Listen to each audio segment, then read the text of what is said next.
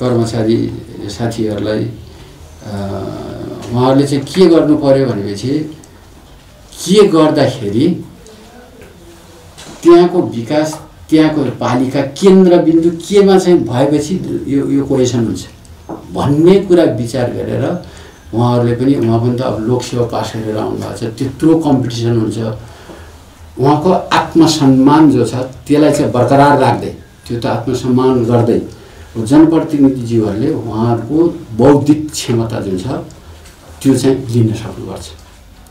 त्यो चाहिँ यो नलेज म्यानेजमेन्ट भन्छ त्यो त्यसको लागि चाहिँ उहाँ पनि त आफू पनि त जान्ने हुनु पर्यो उहाँलाई त्यही तालिम दिँदैछ हामीले बौद्धिक क्षमता भएका जो कर्मचारी छन्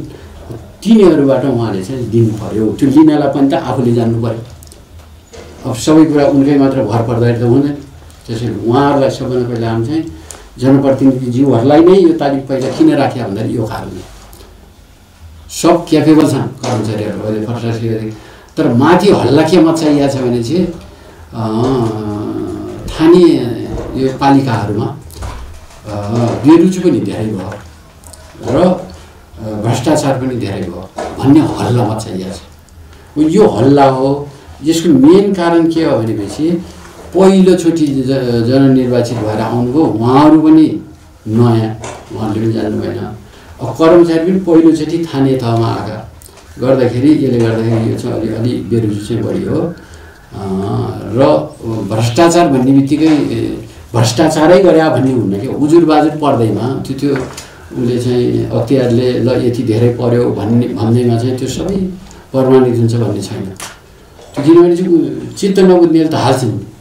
त्यसले गर्दाखेरि डराउनु पर्दैन राइट सबै नियम कानुन अनुसार पुर्याएर काम गर्ने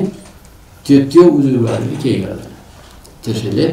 जनप्रतिनिधिज्यूहरूले पनि यो बुझ्नु पऱ्यो अनि उहाँ यो दुइटैले उहाँले बुझेपछि क्वेसन पनि हुन्छ ज्ञानले पनि क्वेसन हुने भयो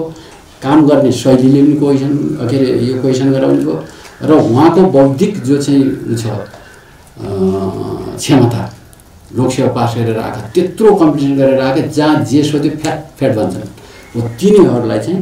तिनीहरूकोलाई समेटेर उहाँलाई हातमा ल्याएर उहाँको विश्वास लिएर जितेर उहाँहरूले काम दिनु पर्यो यति भएपछि त्यो पालिका एकदम नमुना योग्य बन्छ मेरो विचारमा कार्यालय तर्फबाट त यी हाम्रा सुनिराखेका साथीहरू साथी के भने सबै भनौँ न हाम्रा दाजुभाइहरू 109 पालिकाका 109 बाहेक पनि अन्त पनि जाने भयो त उहाँहरूले चाहिँ पहिलो कुरा त हाम्रो यो पालिकामा कति बजेट आएको छ आफ्नो वडामा के छुट्याइयो खास आवश्यकता के हो भन्ने कुरामा चाहिँ एकदम सबै छलफल गर्दाखेरि बस्ने आरोपै मात्रै नलाउने त्यहाँ गएर मेयर साहबलाई उसले जो पार्टीका जता जिते पनि गएर चाहिँ आफ्नो चाहिँ दुःखहरू राख्ने ल योभन्दा प्रायोरिटीको त यो हो यसलाई गर्नु पर्यो भन्ने त्यो हेर्ने यो आवधिक योजना पनि हेर्नु पर्यो उहाँको पनि समेटिया छ सबै वडाको समेटिया छ अब त्यो प्रायोरिटी एकदम छलफलबाट चाहिँ राखेको छ भने चाहिँ त्यो उहाँले जानेपछि मात्रै अनि बल्ल उहाँले कुरा उठाउन सक्नुहुन्छ गएर चाहिँ ल यो प्रायोरिटी भन्दा यो हो भन्ने सक्ने भएर उहाँ जानलाई पनि त्यो आवधिक योजना हेर्नु पर्यो पर्या छ कि छैन अथवा यस्ता हाम्रो यो जो अघि भने मैले चाहिँ वित्तीय जोखिमको कुरा भ्रष्टाचारका कुरा अब त्यो हल्लै मात्र गरेर हुँदैन साँच्चै क्वालिटी राम्रो योजना बनाएको ठाउँमा छैन कि त्यो हो भनेपछि त जानु पर्यो अब मेयर सरकार अर्को यस्तै समस्या जुन आफूलाई चित्त बुझ्दैन त्यो पहिला चाहिँ आफू जान्ने हुनुपर्छ यस्तो कुरा सुनेर हामीलाई यत्रो सेवाको लागि चाहिँ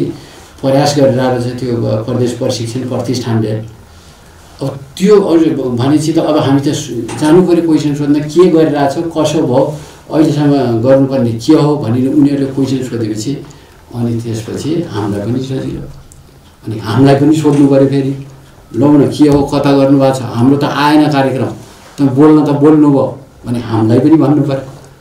हो यस्तो कुराले के हुन्छ भने यो छलफल गरेपछि सबै कुरा माझिन्छ यस्तो विवाद गरेपछि बाधे जायते तत्त्वबोध भन्छ